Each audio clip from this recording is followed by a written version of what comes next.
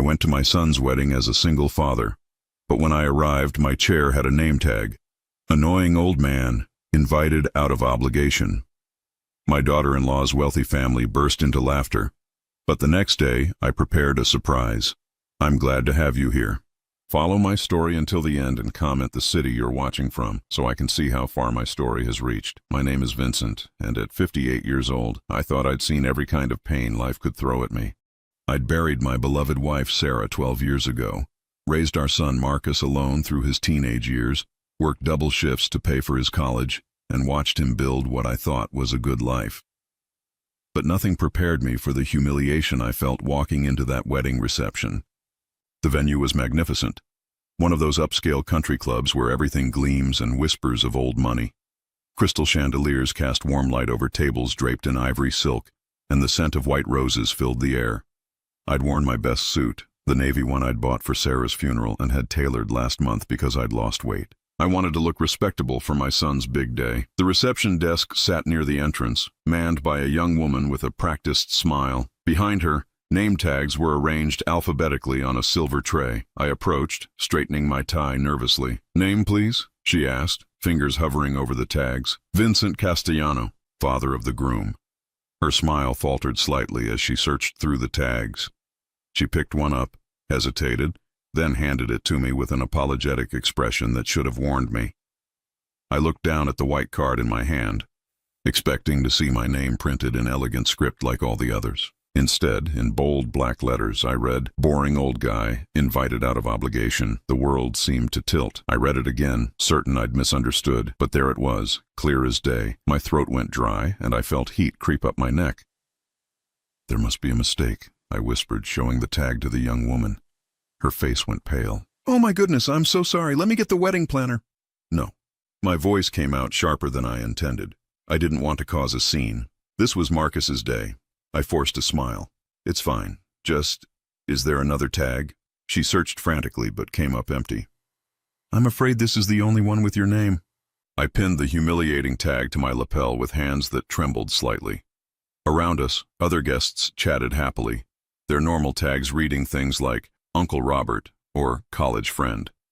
I was the only one marked as an obligation.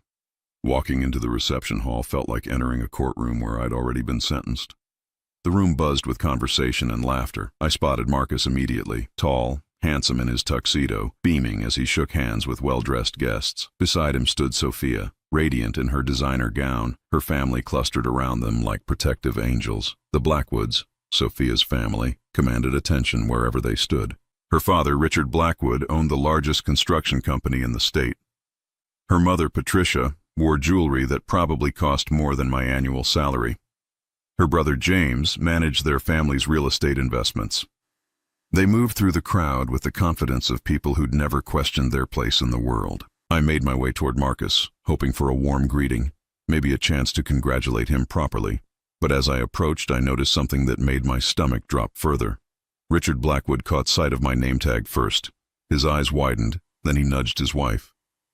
Patricia glanced at me, read the tag, and a small smile played at her lips. Within seconds, the entire Blackwood clan was looking at me with barely concealed amusement. "Oh my," Patricia said, loud enough for nearby guests to hear. "How wonderfully honest." James chuckled, raising his champagne glass. "Well, at least they're being transparent about the guest list." The laughter that followed felt like physical blows. Other guests turned to see what was so amusing, their eyes inevitably drawn to my chest where that horrible tag announced my status as an unwanted obligation. Marcus finally noticed me approaching. For a split second, I saw something flicker across his face. Was it embarrassment? Shame? But then Sophia whispered something in his ear, and his expression hardened into polite indifference. "Dad," he said, his voice carefully neutral. "You made it." "Of course I made it," I replied, trying to keep the hurt out of my voice. I wouldn't miss my son's wedding for anything. Sophia smiled, that perfect smile she'd perfected over the 2 years I'd known her. "Vincent, how nice. I see you found your place card. Isn't it fun? We thought it would add some humor to the evening." Humor. She called my public humiliation humor. I looked at Marcus, waiting for him to say something, to defend me, to explain that this was some terrible mistake. Instead, he just nodded along with his new wife. "Yeah, Dad. Sophia thought it would be, lighten the mood." The photographer appeared then, arranging the family for formal photos. I moved to join the group, but Sophia's hand on my arm stopped me. "Oh, Vincent, these are just for immediate family," she said sweetly. "We'll make sure to get some casual shots with you later." I watched from the sidelines as they posed, Marcus with Sophia, then with her parents, then with her extended family. The Blackwoods filled the frame with their expensive clothes and practiced smiles. I remained invisible, holding my champagne glass and trying not to let my devastation show. The evening continued like a slow torture. I was seated at table 12 in the back corner of the room with distant relatives and plus ones I didn't know. The head table, where the families traditionally sat, held only the Blackwoods and their closest friends. I watched my son laugh at Richard Blackwood's jokes, saw him lean in attentively when Patricia spoke, witnessed him become absorbed into their world while I sat forgotten in mine. During the speeches, Richard spoke eloquently about welcoming a new son into their family. Patricia talked about how perfectly Sophia had chosen her life partner. Marcus thanked both families, but his eyes never found mine in the crowd. When they cut the cake, when they danced their first dance, when they mingled with guests, I remained an observer at my own son's wedding. The final blow came during the bouquet toss. As single women gathered on the dance floor, I overheard Patricia talking to a group of her friends near my table. "Well, at least we were honest about it," she was saying, gesturing toward me. "Some people you invite out of obligation, and everyone knows it. Why pretend otherwise?" Her friends tittered appreciatively, and one of them replied, "How refreshing. Most people are too polite to be so direct." I sat there, the humiliating name tag still pinned to my chest, watching my son celebrate the beginning of his new life while publicly declaring that his father was nothing more than an obligation. The champagne tasted bitter in my mouth, and the elegant surroundings felt like a beautiful cage designed to showcase my inadequacy. As the evening wound down and guests began to leave, I finally approached Marcus one last time. He was saying goodbye to the Blackwood relatives, his face flushed with happiness and alcohol. "Son," I said quietly, "can we talk for a minute?" He turned to me with slightly glassy eyes. "Sure, Dad. What's up?" I gestured toward a quieter corner of the room, away from listening ears. "Marcus, about the name tag. Was that really necessary?" For a moment, something vulnerable flickered in his expression. Then Sophia appeared at his side, slipping her arm through his possessively. "Is everything okay?" she asked, her voice honey-sweet but her eyes sharp. Marcus's face closed off again. "Yeah, everything's fine. Dad was just saying goodnight." That wasn't what I was saying at all, but I could see there was no point in continuing. My son had made his choice, and I wasn't part of it. I drove home in silence, the humiliating name tag finally removed and crumpled in my passenger seat. In my empty house, surrounded by photos of Marcus growing up, I finally allowed myself to feel the full weight of what had happened. My only child had publicly declared me an obligation, not a joy. The family I'd thought we were building had been an illusion. But as I sat there in my kitchen, staring at the crumpled name tag, something began to shift inside me. The hurt was overwhelming, but underneath it, a different feeling was growing. I'd spent years trying to be good enough for a son who apparently saw me as nothing more than a duty. Maybe it was time to stop trying so hard to belong where I clearly wasn't wanted. And maybe, just maybe, it was time to remember who Vincent Castellano really was. 3 days passed before I could bring myself to call Marcus. 3 days of replaying that wedding reception in my mind, of trying to understand how my relationship with my son had deteriorated to the point where I'd become a public joke. I'd raised him alone after Sarah died, worked overtime to pay for his engineering degree, been there for every milestone I could manage around my work schedule. How had I become nothing more than an obligation? I dialed his number Tuesday evening, after I'd finished the leftover casserole Mrs. Chen from next door had brought over. She'd seen me looking rough and decided I needed feeding. At least someone cared. "Hey, Dad," Marcus answered on the fourth ring. His voice was distant, distracted. I could hear Sophia in the background, her laugh tinkling like expensive wind chimes. "Marcus, I was hoping we could talk.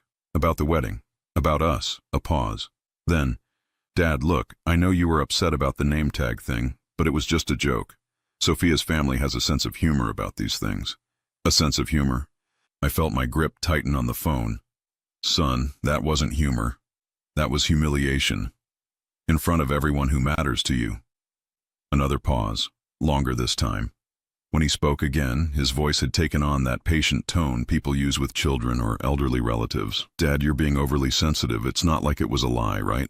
I mean, we invited you because you're my father, but let's be honest. We don't exactly have a close relationship. The words hit me like a physical blow. We don't have a close relationship. Marcus, I raised you. I worked 2 jobs after your mother died to keep food on the table and pay for your education. I drove you to soccer practice, helped with homework. When you weren't working, he interrupted. When you weren't too tired to pay attention. When you actually showed up. I sat down heavily in my kitchen chair. What are you talking about? I was there for you. Really? His voice was getting heated now. Were you there when I graduated high school? No, you were working late. Were you there when I got into state? No, you had to cover someone's shift. Were you there when I needed help with college applications? No, I had to figure that out myself because you were always too busy. Each accusation felt like a knife twist. I remembered those times.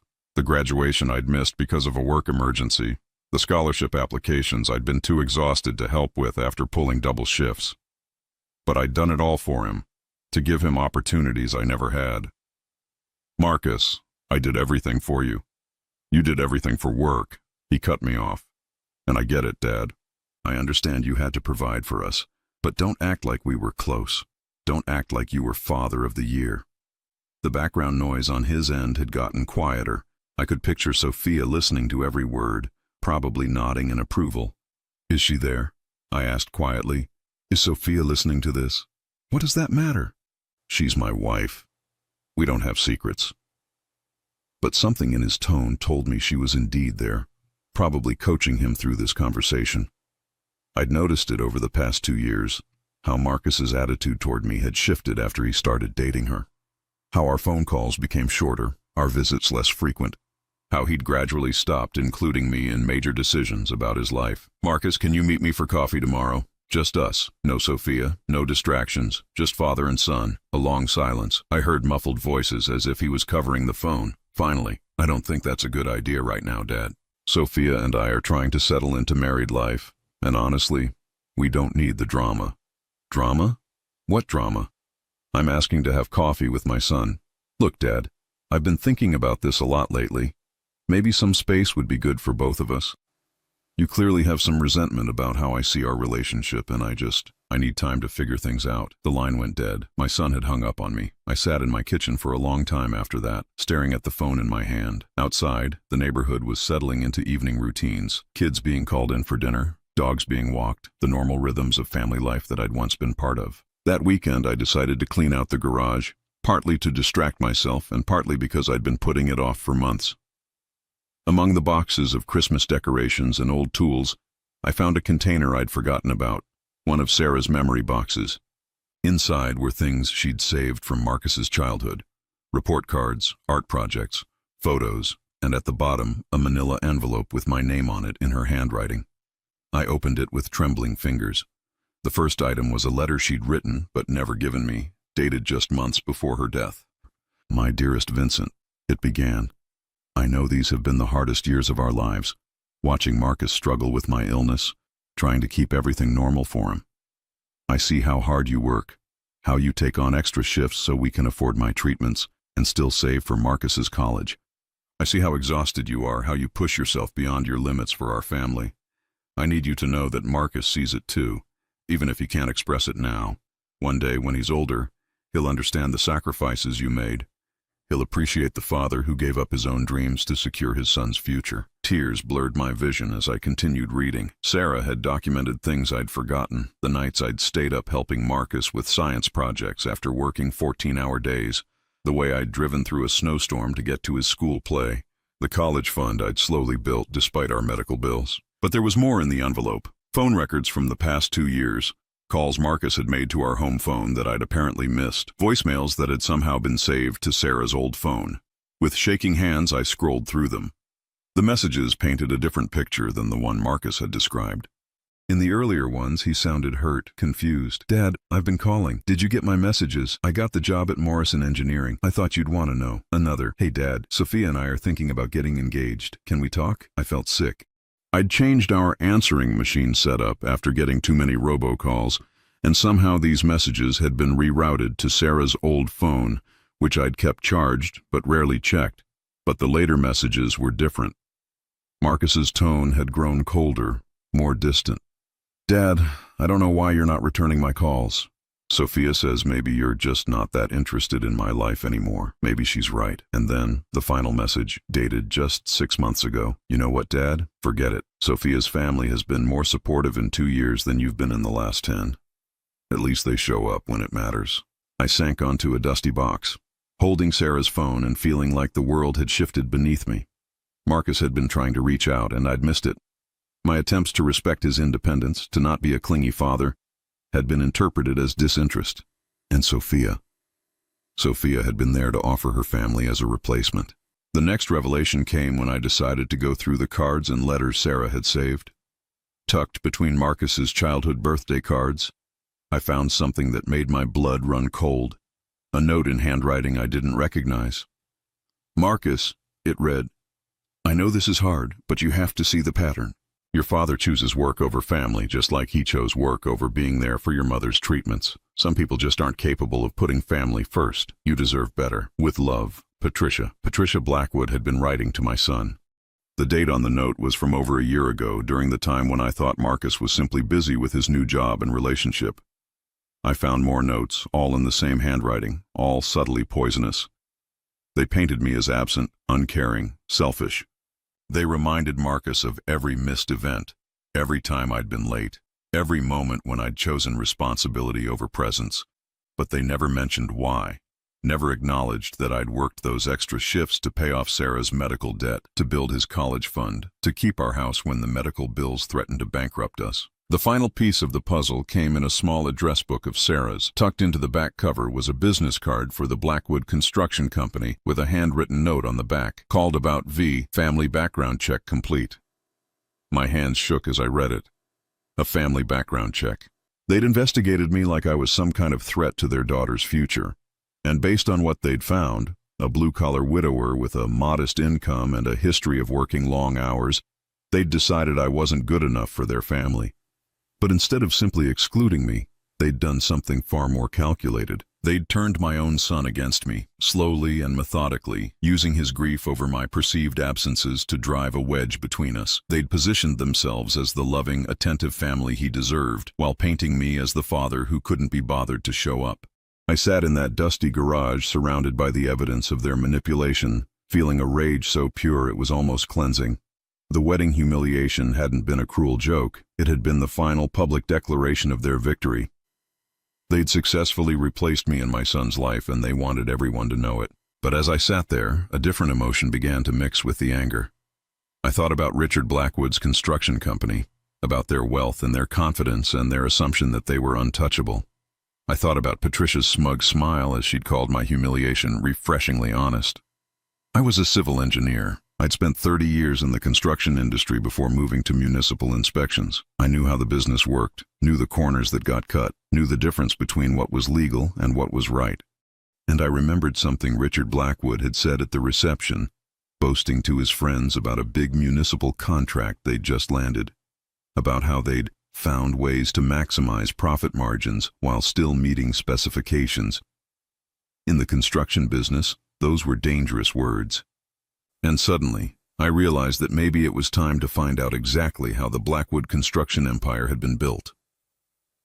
The Monday after discovering Patricia's manipulative letters, I called in sick to work for the first time in 3 years. I needed time to think, to process what I'd learned, and most importantly, to decide what I was going to do about it.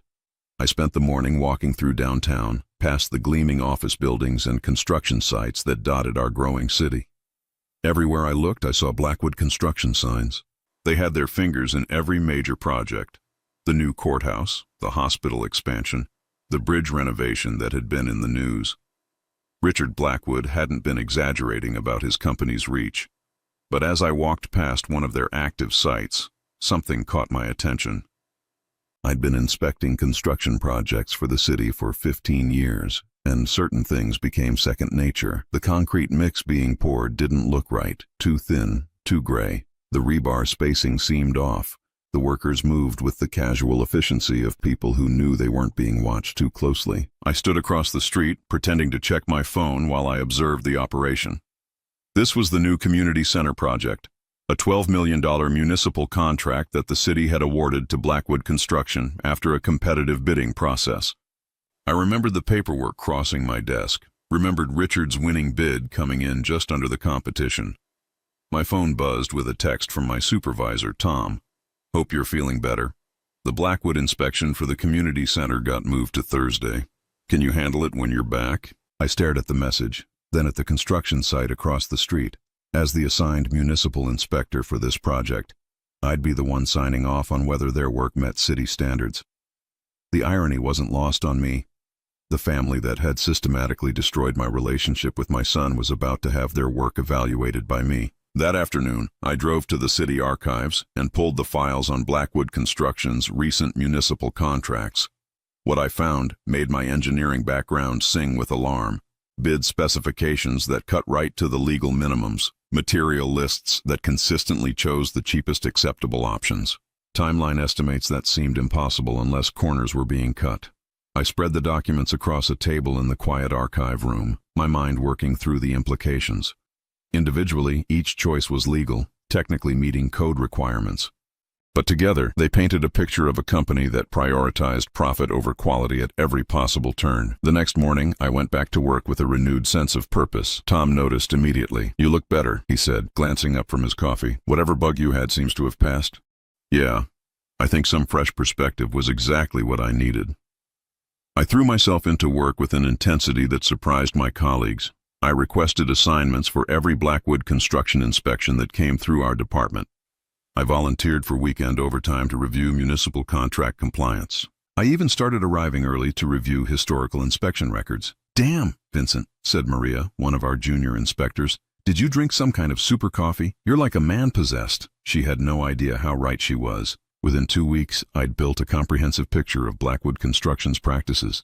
They had a pattern. They bid aggressively low to win contracts, then made up the difference through what the industry euphemistically called value engineering. They used cheaper materials that still met technical specifications. They simplified construction methods that reduced labor costs but also reduced structural redundancy. They found ways to technically comply with building codes while ignoring their spirit. The most damning discovery came when I cross-referenced their material suppliers. Blackwood consistently used Pinnacle materials for concrete, rebar, and structural components. A little research revealed that Pinnacle was a subsidiary company owned by Richard's brother-in-law. They were essentially buying materials from themselves at inflated prices, then using lower-quality alternatives in the actual construction while pocketing the difference. But discovering the pattern was only half the battle. Proving it would require careful documentation and, most importantly, timing. The community center inspection was scheduled for Thursday morning. I arrived at the site early, my clipboard loaded with more detailed checklists than I typically used. The project foreman, a weathered man named Eddie, met me at the gate. "Morning, Inspector. Ready to get this wrapped up?" His casual confidence told me everything I needed to know. This was a routine inspection as far as he was concerned, just another box to check on their way to final approval and payment. "Let's start with the foundation," I said, pulling out a measuring tape and level that Eddie definitely hadn't expected to see. For the next 4 hours, I inspected that construction site like my career depended on it. I measured rebar spacing to the millimeter. I tested concrete density with a portable Schmidt hammer I'd borrowed from our lab. I checked beam dimensions against the approved plans. I photographed everything and took detailed notes. Eddie's confidence evaporated by hour 2. By hour 3, he was making nervous phone calls. By the time I finished, he was sweating despite the cool October weather. "So, how'd we do?" he asked as I packed up my equipment. I looked at him steadily. "I'll have my report filed by end of business Friday."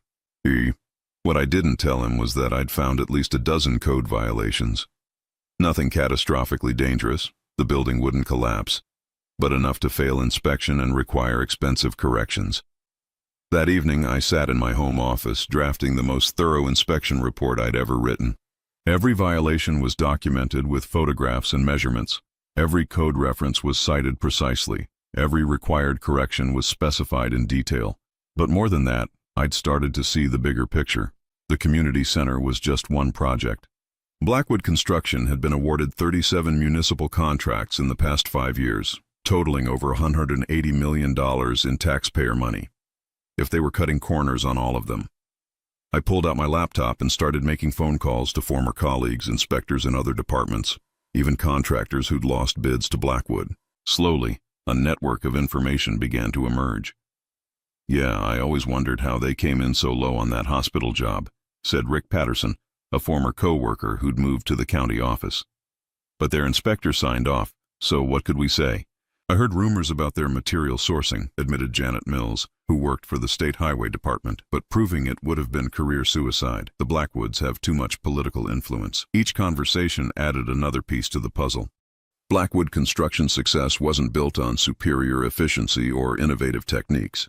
It was built on a systematic pattern of cutting corners, using their political connections to avoid scrutiny, and leveraging their growing influence to intimidate anyone who might question their methods. By Friday evening, I had compiled a preliminary report that would have made any prosecutor smile. But I wasn't ready to go public yet.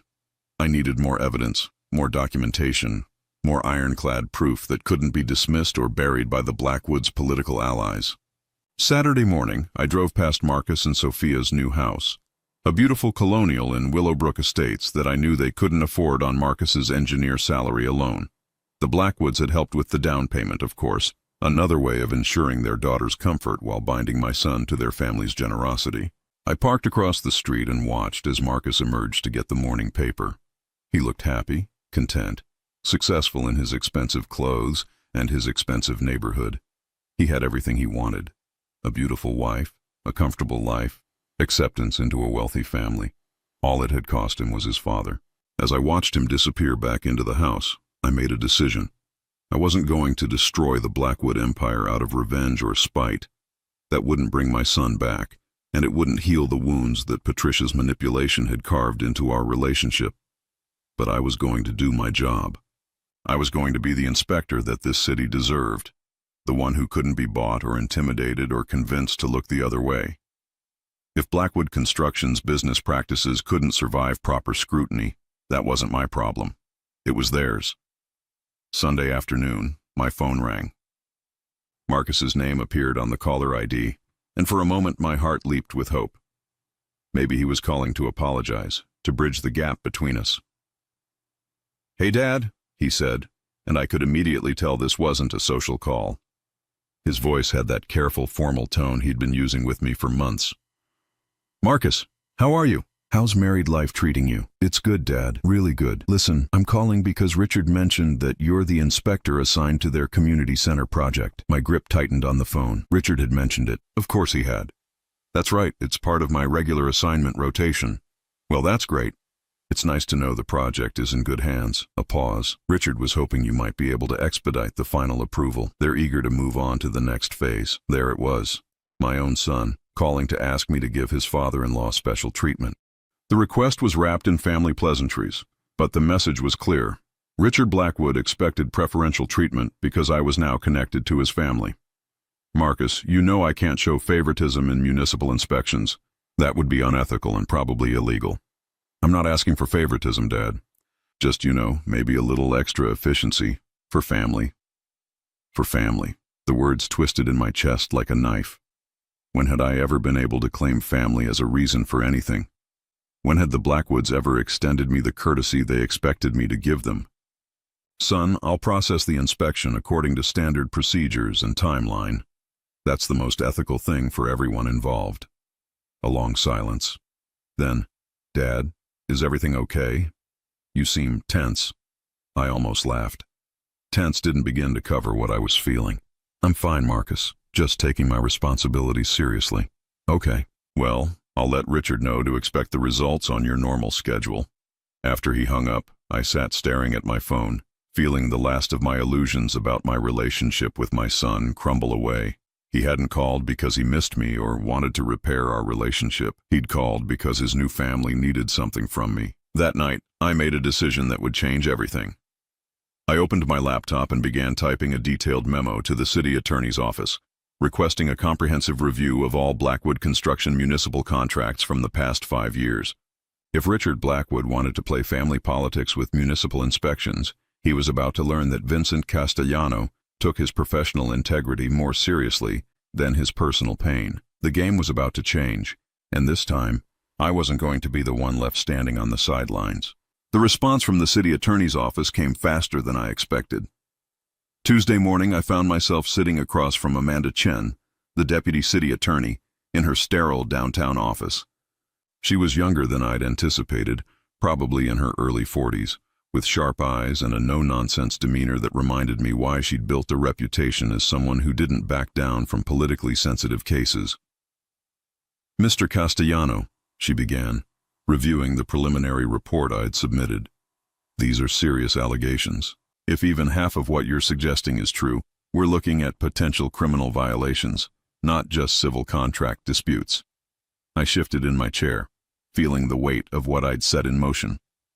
"I want to be clear. I'm not making accusations. I'm documenting patterns that deserve investigation." She nodded approvingly. "That's exactly the right approach. Tell me, what made you start looking so closely at Blackwood Construction?" I hesitated. How could I explain that it started with a humiliating name tag at my son's wedding? That I'd discovered my daughter-in-law's family had systematically poisoned my relationship with Marcus? It sounded petty, personal, vindictive. "I've been noticing irregularities in their work for a while," I said instead, which was technically true, even if the timeline was compressed. "The community center inspection just confirmed my concerns." Amanda reviewed my documentation for several minutes, occasionally making notes. Finally, she looked up. "Vincent, may I call you Vincent? This is thorough work, but we'll need more before we can take any official action. What I'm seeing here could be explained away as aggressive but legal business practices. What would you need to move forward?" "Pattern evidence across multiple projects, documentation of the material substitution scheme you've identified. Ideally, insider testimony from someone within their organization." She paused. "Are you prepared for what this might involve? Blackwood Construction has significant political connections. They'll fight back hard." I thought about Marcus, about the life he'd built within the Blackwood family's embrace. If this investigation moved forward, it would destroy that life, probably end his marriage, certainly cost him the financial security he'd found. "I understand the implications," I said quietly. "Good. Because once we start down this road, there's no going back. If they realize you're the source of the investigation, they'll do everything they can to discredit you professionally and personally." That evening, I began what would become 3 weeks of the most intensive investigation of my career. I reached out to former Blackwood employees who'd left the company under mysterious circumstances. I contacted suppliers who'd lost contracts to Pinnacle Materials. I even tracked down inspectors from other municipalities who'd worked on Blackwood projects. The picture that emerged was both clearer and more disturbing than I'd initially imagined. Tommy Reeves, a former Blackwood foreman who'd been fired 6 months ago, agreed to meet me at a diner outside town. He was nervous, constantly glancing around as if expecting someone to burst through the door. "You didn't hear this from me," he said, stirring sugar into coffee with shaking hands. "But Richard Blackwood runs 2 sets of books for every municipal job. The official materials list that goes to inspectors, and the real list that goes to purchasing." "Can you be more specific?" "Take rebar, for instance. Plans call for grade 60 steel at specific spacing intervals. Official materials list shows they're ordering grade 60. But purchasing gets told to buy grade 40, cheaper, weaker, and install it at wider spacing to make up the difference." He leaned forward. "Technically meets minimum code requirements, but with zero safety margin." I documented everything Tommy told me, cross-referencing his claims with the material test results I'd been collecting from various job sites. The pattern was undeniable. Blackwood consistently used the absolute minimum acceptable materials and methods, leaving no room for the safety margins that responsible contractors built into their work. But Tommy's most damning revelation came at the end of our conversation. "The thing is," he said, "Richard doesn't just do this to increase profits. He does it because he knows he can get away with it. He's got inspectors in his pocket, city council members who owe him favors, suppliers who depend on his business. The whole system protects him." "What about people who try to speak up?" Tommy's laugh was bitter. "You mean like me? I raised concerns about the elementary school project last year. Foundation work that wasn't going to last 10 years, let alone 50. Next thing I know, I'm fired for attitude problems and blacklisted from every major construction company in the region. I drove home that night thinking about Tommy's words, the elementary school project. Hundreds of children attended classes in that building every day, trusting that it had been built to protect them. If Tommy was right, that trust was misplaced. The next morning, I submitted a formal request to inspect the elementary school foundation, citing routine structural assessment requirements. My supervisor approved it without question. After all, I'd built a reputation as the department's most thorough inspector. What I found in the basement of Lincoln Elementary made my blood run cold. The concrete foundation showed clear signs of premature settling. Hairline cracks that shouldn't appear for decades were already visible. Water stains indicated moisture penetration that proper waterproofing should have prevented. Most damning of all, I discovered several areas where the rebar installation didn't match the approved engineering drawings. I spent an entire weekend in that basement, documenting every deficiency with photographs and detailed measurements. This wasn't just about cutting corners for profit. This was about the safety of children. Monday morning, I submitted a priority report to Amanda Chen's office, with copies to the school superintendent and city council. By Tuesday afternoon, Lincoln Elementary was closed for emergency structural evaluation. The local news picked up the story Wednesday evening. I watched from my living room as a reporter stood in front of the school, explaining that newly discovered structural deficiencies had forced the closure while engineers assessed the building's safety. My phone rang during the news broadcast. Marcus's name on the caller ID sent a chill through me. "Dad, what the hell is going on?" His voice was tight with anger. "What do you mean?" "Don't play dumb. Richard says you're the inspector who shut down the elementary school. He says you're making accusations about his company's work." I chose my words carefully. I documented structural deficiencies that posed potential safety risks to children. That's my job, Marcus. Your job is to be fair and objective, not to target specific companies with personal vendettas. Personal vendettas. The accusation hit like a slap. "Marcus, this has nothing to do with personal feelings. I found genuine safety issues." "Bullshit." His voice was getting louder. "Sophia's family has been nothing but good to us, to me, and this is how you repay them? By trying to destroy their business?" I felt something break inside my chest. "Son, I would never compromise children's safety for personal reasons. The structural problems I found are real. According to you. According to one inspector with an obvious bias."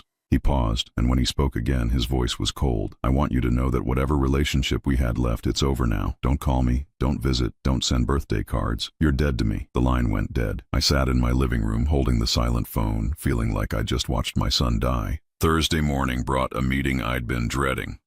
Tom called me into his office first thing, his face grave. "Vincent, I need to ask you directly. Is there any personal connection between you and Blackwood Construction that I should know about?" I'd prepared for this question. "My son married into the Blackwood family 6 months ago." Tom's face went pale. "Jesus, Vincent, why didn't you tell me? We could have assigned the inspections to someone else, avoided any appearance of impropriety, because I knew I could maintain professional objectivity," I said.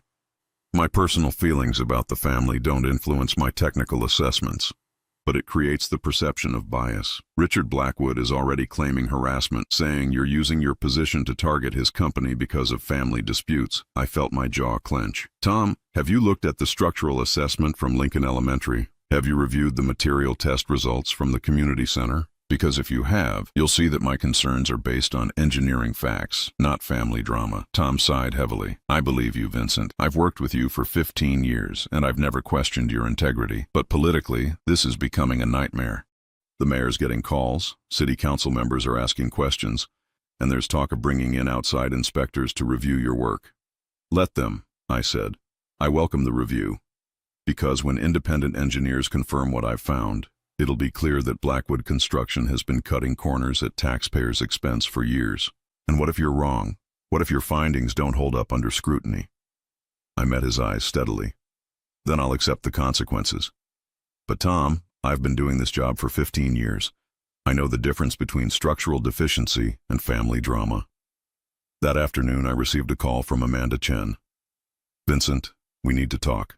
Can you come in tomorrow morning?" Her tone was professional but urgent, and I knew the investigation had reached a turning point. Friday morning, I found myself back in Amanda's office, but this time she wasn't alone. A man in an expensive suit sat in the corner, taking notes on a legal pad. "Vincent, this is David Morrison from the State Attorney General's office. We've decided to expand the investigation beyond municipal contracts." Morrison leaned forward. "Mr. Castellano, we've been looking into Blackwood construction for some time, but we've never had someone with your technical expertise and access willing to cooperate. Your documentation has opened doors we couldn't open before." I felt a mix of relief and apprehension. "What does that mean exactly?" Amanda answered.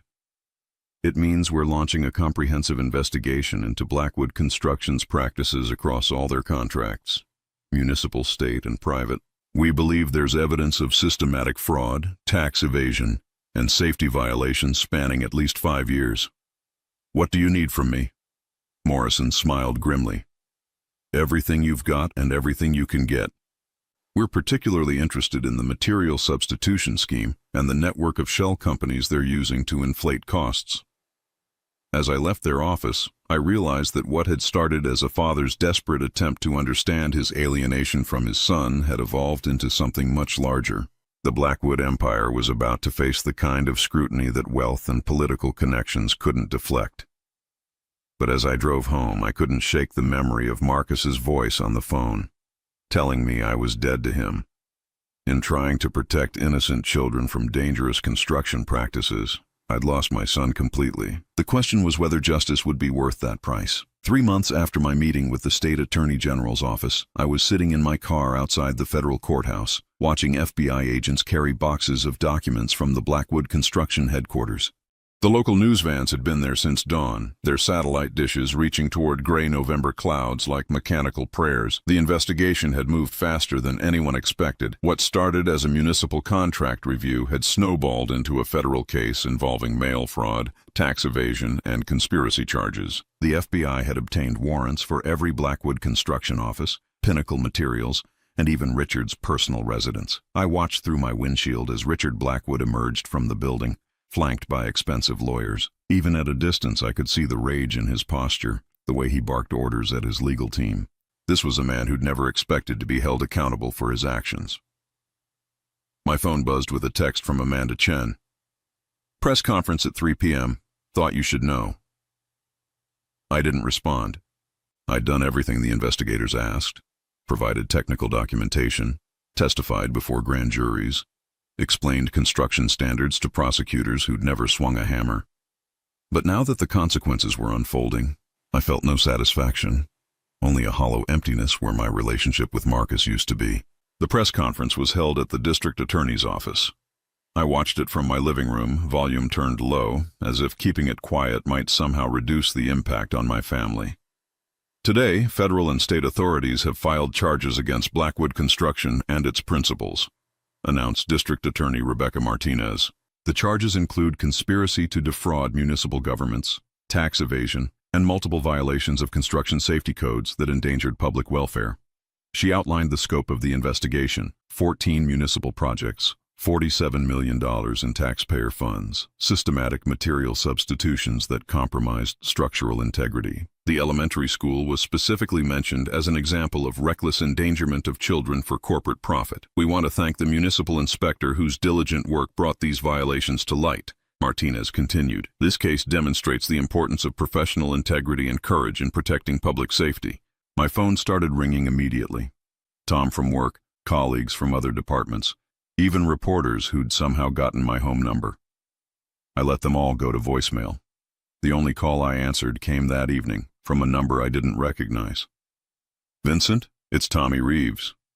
The former Blackwood foreman sounded exhausted, but relieved. I saw the news. "I wanted to thank you for listening to me, for taking it seriously. You took the real risk, Tommy, speaking up when you had everything to lose." "Yeah, well, turns out I wasn't the only one. FBI found 3 other former employees who'd been fired for raising safety concerns. We're all cooperating now." After he hung up, I poured myself a glass of the whiskey Sarah had bought for our 20th anniversary, the bottle I'd been saving for some special occasion that never came. Tonight felt appropriate for breaking it open. The next few weeks brought a steady stream of revelations as the investigation widened. Pinnacle Materials was revealed as a shell company designed to inflate material costs. Richard's brother-in-law, who'd never worked a day in construction, was listed as a technical consultant receiving $200,000 annually in fees. Bank records showed systematic cash payments to city inspectors in 3 different municipalities. But the most damaging evidence came from Richard's own files. Prosecutors found internal memos explicitly instructing foremen to use substandard materials while maintaining paperwork that claimed full compliance. One memo, dated just 2 years ago, read, "Municipal inspectors are lazy and underpaid. They'll sign off on anything that looks reasonable on paper.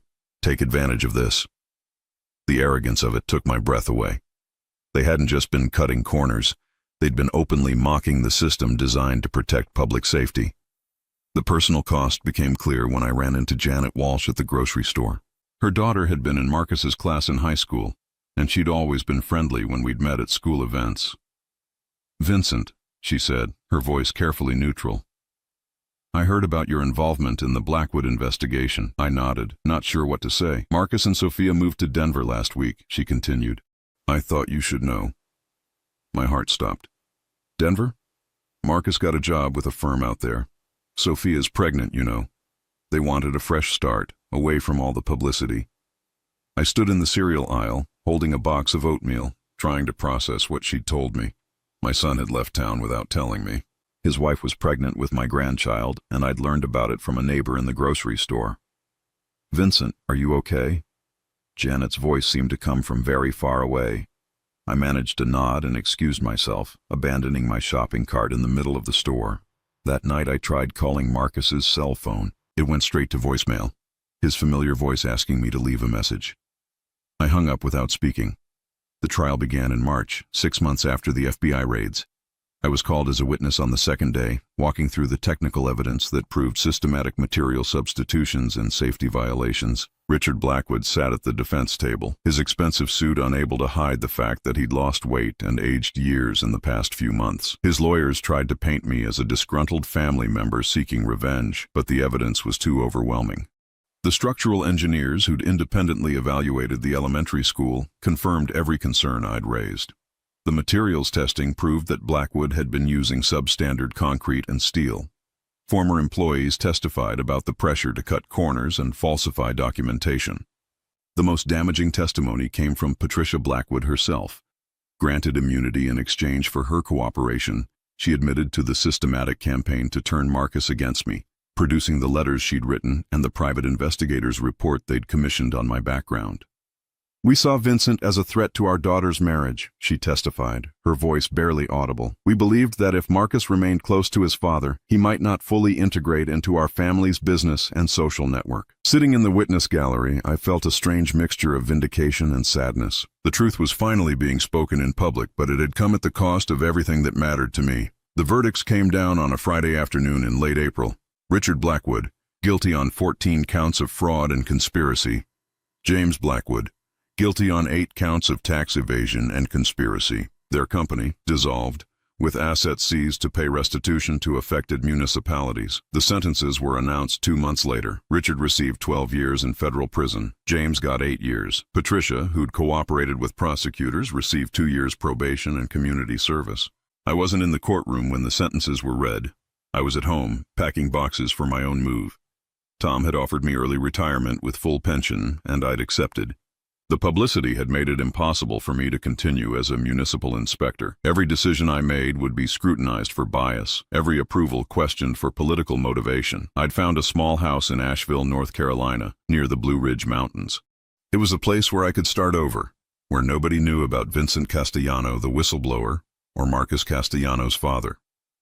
The moving truck was scheduled for Monday morning. Sunday evening, I was wrapping Sarah's china when my doorbell rang. Through the peephole, I saw a young woman I didn't recognize. She was blonde, very pregnant, and crying. I opened the door, and Sophia Blackwood, now Sophia Castellano, stood on my porch. "Mr. Castellano," she said, her voice breaking.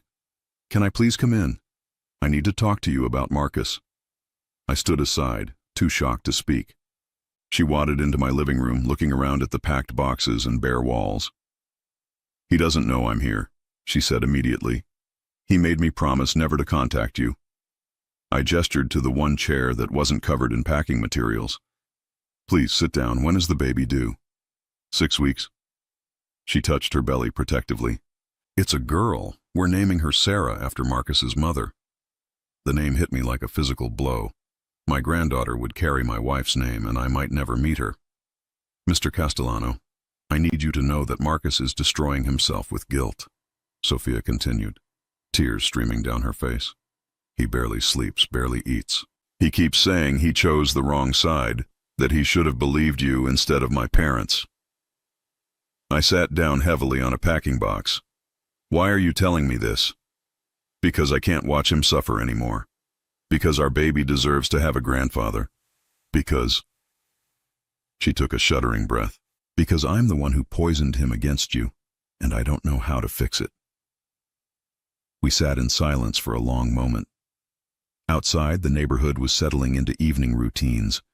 Dogs being walked, children being called in for dinner. Normal family sounds that seemed to belong to a different world. The letters your mother wrote, I said finally. Did you know about them? She nodded miserably. I helped write some of them. I was so young, so desperate to fit into their world. They made it seem like you were a threat to my marriage. Like Marcus would never truly commit to me as long as he had a close relationship with you. And now? Now I've lost my parents to prison, my husband to guilt, and my daughter will grow up without knowing her grandfather because I was too stupid and selfish to see what was right in front of me. She looked up at me with red, swollen eyes. Mr. Castellano, I know I have no right to ask this, but is there any way you could forgive us? Any way we could try to be a family again? I looked at this young woman, so different from the confident socialite who'd orchestrated my humiliation at the wedding. She was broken, frightened, and carrying my granddaughter. Sophia, I said gently, where is Marcus now? At our apartment in Denver. He's working late again, trying to lose himself in blueprints and calculations. She wiped her eyes. He keeps a picture of you and his mother on his desk. He stares at it when he thinks I'm not looking. I made a decision that surprised us both. Would you like me to come back with you, to talk to him? Her face lit up with hope so bright it was almost painful to see. You would do that? After everything we did to you? I thought about the boxes packed around us, the new life waiting in North Carolina, the peace I'd planned to find in the mountains. Then I thought about my son, carrying guilt that belonged to other people, and my granddaughter, who would be born into a world of regret and recrimination. Family isn't about keeping score, Sophia, I said. It's about showing up when it matters. For the first time in over a year, I allowed myself to hope that it wasn't too late to matter. The flight to Denver was the longest 2 hours of my life. Sophia sat beside me, fidgeting with her wedding ring and occasionally placing her hand on her belly when the baby kicked. We'd barely spoken since leaving my house. There wasn't much to say that could undo 2 years of manipulation and pain. He might not want to see me, I said as our plane began its descent. He will, she replied with more confidence than I felt. He just doesn't know it yet. Marcus and Sophia's apartment was in a modern complex near downtown Denver, the kind of place young professionals lived when they were starting over. As we rode the elevator to the 3rd floor, I wondered what I would say to my son. How do you apologize for being right? How do you forgive someone for believing lies about you? Sophia used her key, calling out as we entered. Marcus, I'm home, and I brought someone to see you. The apartment was small but nicely furnished, with large windows overlooking the Rocky Mountains.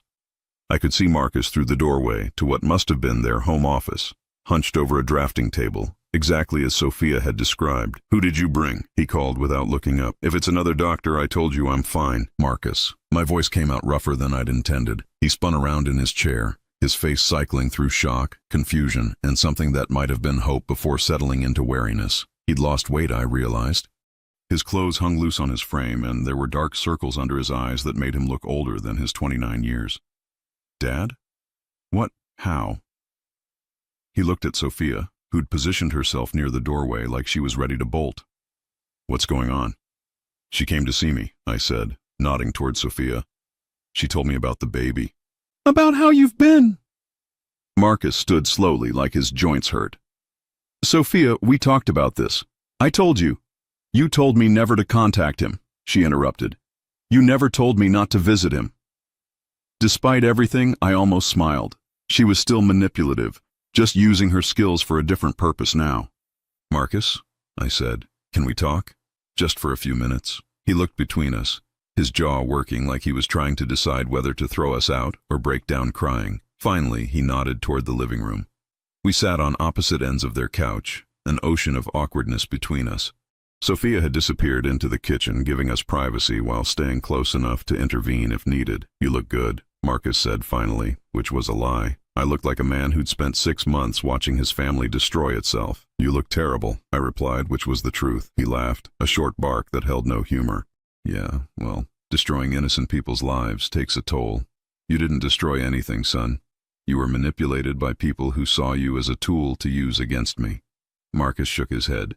Don't make excuses for me. I'm 29 years old, Dad. I should have been smart enough to see what was happening. You were grieving.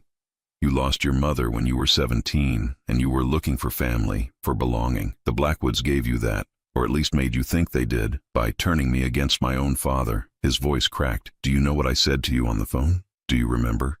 I remembered every word, but I wasn't going to repeat them. You were protecting what you thought was your family. I told you that you were dead to me. Tears were sliding down his face now. I told my own father that he was dead to me. And then I found out that you were right about everything. About the Blackwoods, about their business, about how they'd been using me. Marcus, no, let me finish. He wiped his eyes with the back of his hand. When the FBI arrested Richard, when all the evidence came out about the construction fraud, I realized that you hadn't been targeting them out of spite. You'd been doing your job. You'd been protecting people, protecting kids, from buildings that might collapse. I waited, letting him work through what he needed to say. And the worst part is that I knew, he continued. Deep down, I knew something was wrong. I'd seen Richard's company's work, seen the corners they cut, the way they treated their employees. But I ignored it because I wanted to belong to their world so badly. You wanted security, I said. After losing your mother, after watching me struggle to keep us afloat, you wanted stability. That's not a character flaw, Marcus. That's human nature. He looked at me with red, swollen eyes. How can you not hate me? The question hung in the air between us.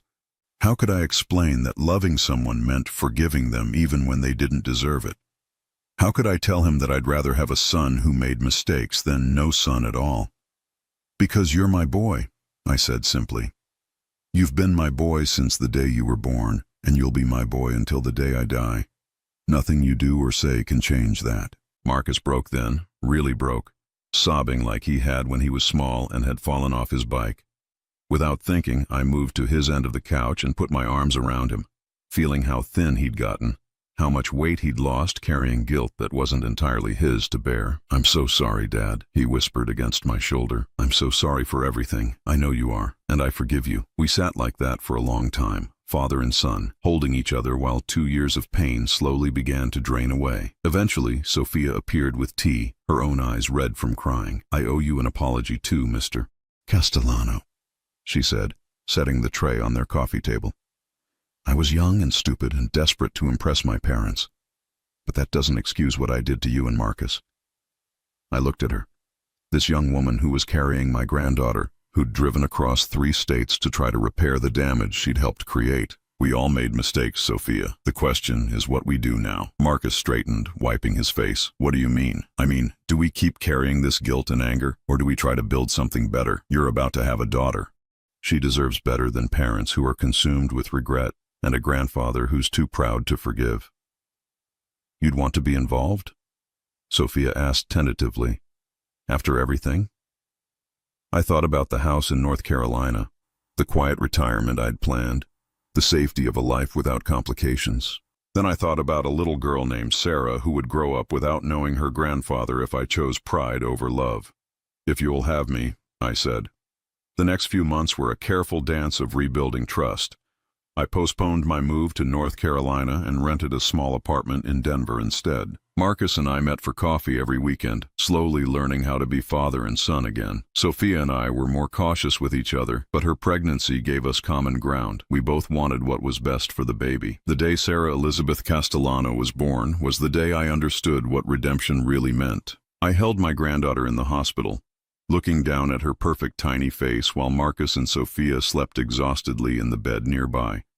And I realized that some things were worth any amount of pain. She has your eyes, Marcus said softly, having woken to watch me with his daughter. She has her mother's nose, I replied, and her father's stubborn chin. Sophia stirred, smiling without opening her eyes. She has her grandfather's hands. Look how long her fingers are.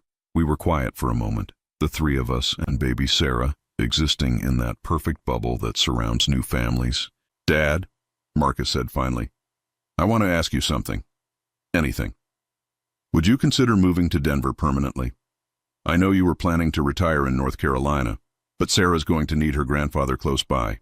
I looked down at the baby in my arms, at her son who'd found his way back to me, at his wife who'd risked everything to make this moment possible. I think North Carolina will wait, I said. 6 months later, I was living in a house just 10 minutes from Marcus and Sophia's apartment, close enough to babysit, but far enough away to give them space as a new family. I'd found work as a consulting engineer, helping other municipalities improve their inspection processes, work that felt meaningful without being politically charged. The Blackwoods were gone from our lives entirely. Richard was serving his sentence in federal prison. James had moved to Florida after his release, and Patricia was living quietly with her sister in Phoenix. They'd lost everything, their business, their social standing, their family connections. But in losing them, Marcus had found something more valuable. He'd found his way home. One evening, as I was helping Sophia bathe baby Sarah while Marcus cooked dinner, she looked up at me with an expression I couldn't quite read. What is it? I asked. I was just thinking about that wedding reception, she said quietly. About the name tag, about how cruel we were to you. I lifted Sarah from the baby bath, wrapping her in a soft towel while she gurgled happily. That feels like a lifetime ago, I said. Do you ever regret it? Standing up to my family, I mean. If you hadn't, Marcus and I might still be living in their world, and you'd still be working as a municipal inspector. I considered the question while I dried Sarah's impossibly small fingers and toes. If I hadn't discovered the Blackwoods corruption, would Marcus and I have found our way back to each other? Would this little girl exist? Would Sophia have ever realized that love wasn't about choosing sides? No regrets, I said finally. Sometimes the hardest thing and the right thing are the same thing. That night, as I tucked Sarah into her crib and kissed Marcus and Sophia goodnight, I realized that the humiliation I'd felt at that wedding reception had been a gift in disguise. It had forced me to see clearly, to act with courage, and ultimately to find my way back to what mattered most. I'd been labeled as an obligation, an afterthought, a boring old man invited out of duty rather than love. But in the end, I'd proven something more important, that sometimes the people who seem least important are the ones willing to do what's necessary to protect the people they love. Walking back to my own house under the Denver stars, I thought about Sarah's letter, the one I'd found in the garage that started this whole journey. She'd been right. Marcus had eventually understood the sacrifices I'd made. He'd eventually appreciated the father who gave up his own comfort to secure his son's future. It had just taken a little longer than either of us expected. But some things, the important things, the things that really matter, are worth the wait. Now I'm curious about you who listened to my story. What would you do if you were in my place? Have you ever been through something similar? Comment below, and meanwhile, I'm leaving on the final screen 2 other stories that are channel favorites, and they will definitely surprise you. Thank you for watching until here.